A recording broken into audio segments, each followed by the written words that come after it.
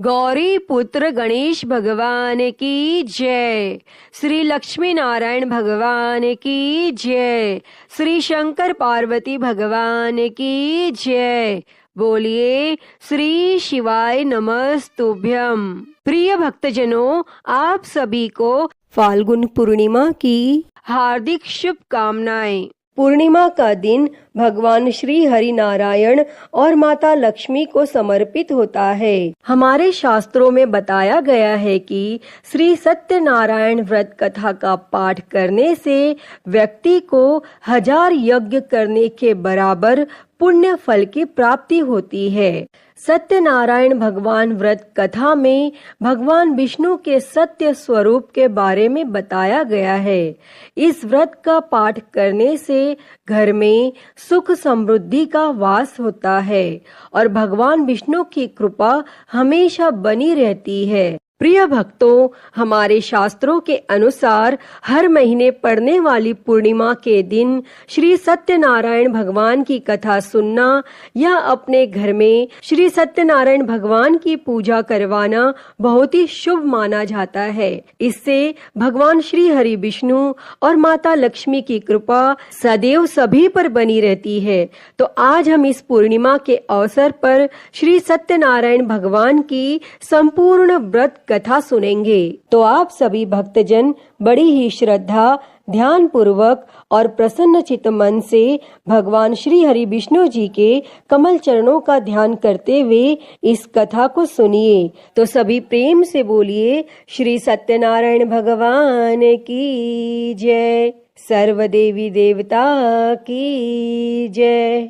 एक बार नैमिषारण्य में तपस्या करते हुए शौनकादिक ऋषियों ने सूत जी से पूछा कि जिसके करने से मनुष्य मनोवांछित फल प्राप्त कर सकता है, ऐसा व्रत या तप कौन सा है। तब सूत जी ने कहा कि एक बार श्री नारद जी ने भी श्री विष्णु भगवान से ऐसा ही प्रश्न किया था। तब श्री विष्णु भगवान ने उनके सामने जिस व्रत का वर्णन किया था वही मैं आपसे कहता हूँ। प्राचीन काल में काशीपुरी में एक अति निर्धन और दरिद्र ब्राह्मण रहता था। वह भूख प्यास से व्याकुल हो भटकता फिरता था। एक दिन उसकी दशा से व्यतीत होकर विष्णु भगवान ने बूढ़े ब्राह्मण के रूप में प्रकट होकर ब्राह्मण को सत्यनारायण व्रत का विस्तार पूर्वक विधान बतलाया और अंतर ध्यान हो गए।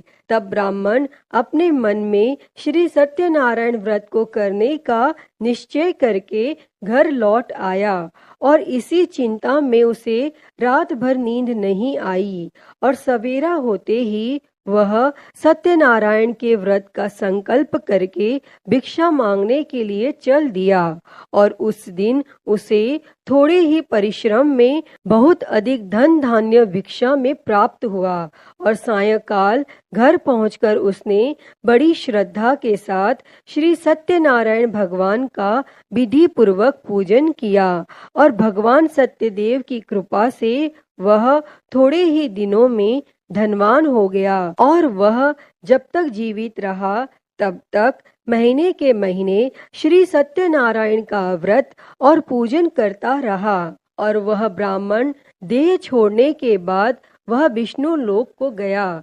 तब सूत जी पुनः बोले कि एक दिन वह ब्राह्मण अपने बंधु बांधवों के साथ बैठे ध्यान मग्न हो श्री सत्यदेव की कथा सुन रहे थे।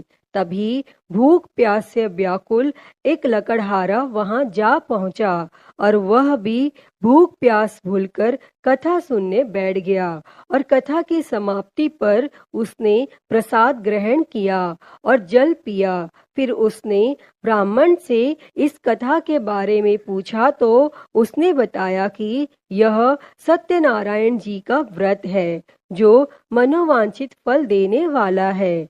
पहले मैं बहुत दरिद्र था और इस व्रत के प्रभाव से ही मुझे यह सब वैभव प्राप्त हुआ है।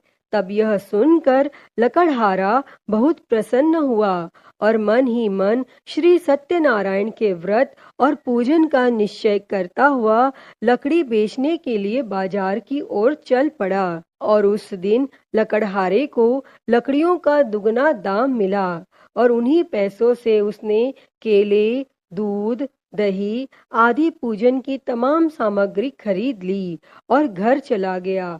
और घर पहुंचकर उसने अपने कुटुंबियों और पड़ोसियों को बुलाकर विधि पूर्वक सत्यनारायण का पूजन किया और सत्यनारायण की कृपा से वह थोड़े ही दिनों में संपन्न हो गया। तब सूत जी ने फिर कहा कि प्राचीन काल में उल्का मुख नाम का एक राजा था। वह और उसकी रानी दोनों बड़े धर्मनिष्ठ थे। एक समय राजा रानी भद्रशिला नदी के किनारे श्री सत्यनारायण की कथा सुन रहे थे कि एक बनिया भी वहां आ पहुंच गया। उसने रत्नों से भरी अपनी नौका को एक किनारे पर लगा दिया और स्वयं पूजा की जगह पर गया और वहां का चमत्कार देख उसने राजा से इसके बारे में पूछा। तब राजा ने बताया कि हम विष्णु भगवान का पूजन कर रहे हैं और यह व्रत सभी मनोकामनाएं पूर्ण करने वाला है। तब राजा के ऐसे वचन सुन और प्रसाद पा बनिया अपने घर चला गया और घर पहुंचकर उसने अपनी पत्नी से व्रत का सब वृत्तांत कहा और संकल्प किया कि मैं भी संतान होने पर यह व्रत करूंगा। और उसकी पत्नी का नाम लीलावती था और सत्यदेव की कृपा से वह कुछ ही दिनों बाद गर्भवती हो गई और 10 महीने पूरे होने पर उसने एक कन्या को जन्म दिया। कन्या का नाम कलावती रखा गया और वह चंद्रमा की कलाओं के समान नित्य प्रति बढ़ने लगी। एक दिन अवसर पाकर लीलावती ने अपने पति को सत्यदेव का व्रत करने की बात याद दिलाई तो उसने कहा कि मैं यह व्रत कन्या के विवाह के समय करूंगा। और यह कहकर बनिया अपने कारोबार में लग गया और जब उसकी कन्या विवाह के योग्य हो गई तो उसने दूतों द्वारा खोज कराकर कंचनपुर नगर के एक बनिए के सुंदर, सुशील और गुणवान बालक के साथ विवाह कर दिया।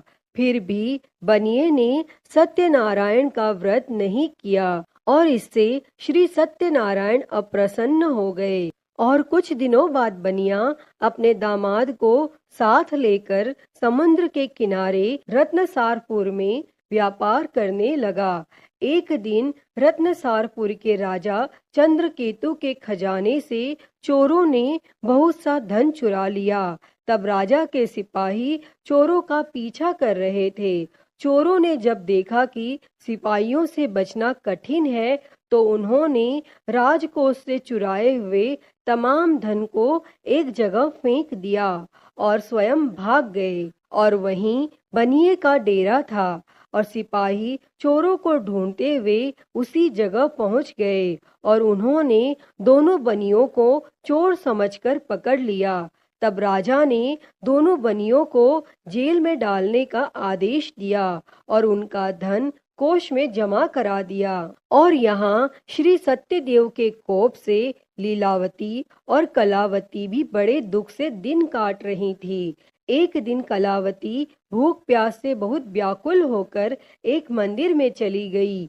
वहाँ श्री सत्यनारायण की कथा हो रही थी और वहीं बैठकर उसने कथा सुनी और प्रसाद लेकर रात होने पर घर पहुंची। तब माता के देरी का कारण पूछने पर उसने सब बात कह दी। उसकी बात सुनकर लीलावती को अपने पति की भूली बात याद आ गई और उसने श्री सत्यदेव के व्रत का निश्चय किया और उसने अपने बंधु बांधवों को बुलाकर श्रद्धा पूर्वक कथा सुनी और विनम्र भाव से प्रार्थना की कि मेरे पति ने संकल्प करके जो आपका व्रत नहीं किया उसी से आप अप्रसन्न हुए थे। अब कृपा करके उसका अपराध क्षमा करें। लीलावती की प्रार्थना से श्री सत्यदेव प्रसन्न हो गए और उसी रात्रि में श्री सत्यदेव ने राजा चंद्रकेतु को स्वप्न में दर्शन देकर कहा कि प्रातः काल होते ही दोनों बनियों को जेल से छोड़ दो और उनका सभी धन उन्हें लौटा दो, वरना पुत्र और पौत्र समेत तुम्हारा राज नष्ट हो जाएगा। और इतना कहकर श्री सत्यदेव तो अंतर ध्यान हो गए और राजा ने भी सबेरा होते ही दोनों बनियों को मुक्ति का आदेश दिया और साथ ही उनका धन उन्हें लौटा दिया और बहुत सम्मान पूर्वक उन्हें विदा किया। तब दोनों बनिए आनंदित हो अपनी नौका लेकर घर की ओर चल पड़े। तभी श्री सत्यनारायण भगवान सन्यासी के वेश में उनके समीप आए और बोले कि तुम्हारी नौका में क्या है। तब बनिए ने हंसते हुए उत्तर दिया कि नौका में लता पत्रों के सिवाय और कुछ भी नहीं है। यह सुनकर दंडी स्वामी ने कहा कि तुम्हारा वचन सत्य हो। तब स्वामी के चले जाने पर बनिए ने देखा कि नौका हल्की होकर ऊपर को उठ रही है। तब उसे बड़ा कौतूहल हुआ और जैसे ही देखा कि बेहोश होकर गिर पड़ा। किंतु दामाद ने कहा कि इस प्रकार घबराने से काम नहीं चलेगा, यह सब उन्हीं स्वामी की करामात है। चलकर उनसे प्रार्थना की जाए तो फिर वैसा ही हो जाएगा। तब दामाद की बात मानकर बनिया स्वामी के पास पहुंचकर उनके चरणों में गिर पड़ा और बार बार उनसे क्षमा मांगने लगा और उनकी विनीत प्रार्थना से भगवान ने प्रसन्न होकर उसे इच्छित वरदान दिया और स्वयं उसी जगह अंतर्ध्यान हो गए। तब बनियों ने नाव के पास जाकर देखा तो वह धन रत्नों से भरपूर थी। तब उन्होंने वहीं श्री सत्यदेव का पूजन किया और कथा सुनी। फिर वह घर की ओर चल दिए और अपने नगर के समीप पहुंचकर बनिए ने लीलावती के पास अपने आने का समाचार भेजा और लीलावती उस समय श्री सत्यनारायण की कथा सुन रही थी। तब उसने अपनी पुत्री कलावती से कहा कि तुम्हारे पति और पिता आ गए हैं, मैं उनके स्वागत के लिए चलती हूँ। तुम भी प्रसाद लेकर शीघ्र ही नदी तट पर पहुँच जाना। और कलावती प्रसन्नता के कारण इतनी विमुग्ध हो गई कि वह कथा का प्रसाद लेना भी भूल गई और तुरंत ही नदी के तट की ओर दौड़ पड़ी। और वह ज्यों ही नदी के किनारे पहुंची त्यों ही उसके पति समेत नौका जल में डूब गई। और यह देख बनिया हाहाकार करके छाती पीटने लगा और लीलावती भी दामाद के शोक में विलाप करने लगी। और कलावती अपने पति की खड़ाऊ लेकर सती होने को तैयार हुई। तभी आकाशवाणी हुई कि हे वणिक, तेरी कन्या सत्यनारायण के प्रसाद का निरादर करके अपने पति से मिलने के लिए आतुर होकर दौड़ी आई है। यदि वह प्रसाद लेकर फिर आए तो उसका पति जी उठेगा। और यह सुन कलावती घर की ओर दौड़ पड़ी और श्री सत्यनारायण का प्रसाद लेकर नदी के किनारे आई तो क्या देखती है कि उसके पति समेत नौका जल पर तैर रही है। यह देख बनिया भी प्रसन्न हो गया और अपने घर पहुंच गया। और वह जब तक जीवित रहा तब तक श्री सत्यदेव का व्रत करता तथा श्रद्धा पूर्वक कथा सुनता रहा। इसके पश्चात सूत जी बोले कि एक समय तुंगध्वज राजा शिकार खेलने के लिए वन में गया हुआ था। वहां उसने देखा कि एक बरगद के वृक्ष के नीचे बहुत से गोप ग्वाले इकट्ठे होकर श्री सत्यनारायण की कथा सुन रहे हैं। तब राजा ने न तो श्री सत्यनारायण को नमस्कार किया, न ही पूजन के पास गया।